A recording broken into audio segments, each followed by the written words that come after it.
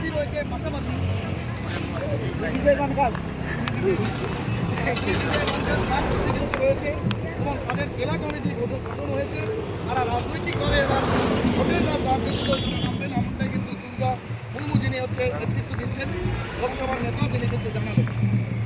আমরা অবশ্যই আরও কিছু প্রতিক্রিয়া তাদের নেওয়ার চেষ্টা করব এবং আপনাদের জানিয়ে দিই অবিলম্বে এই সমস্যার সমাধানের দাবিতে কিন্তু আজকে বহু রমণী তারা কিন্তু আম্বেদকর পার্টি অফ ইন্ডিয়ার যে ব্যানার এবং সেই ফ্ল্যাগ তার সঙ্গে কিন্তু আদিবাসীদের যে ট্র্যাডিশনাল অস্ত্র তীর ধনুক সহকারে তারা কিন্তু আজকে ইসলামপুর শহরে ডেপুটেশন দিলেন এবং এই মুহূর্তে তারা ডেপুটেশন দিয়ে ফিরে যাচ্ছে।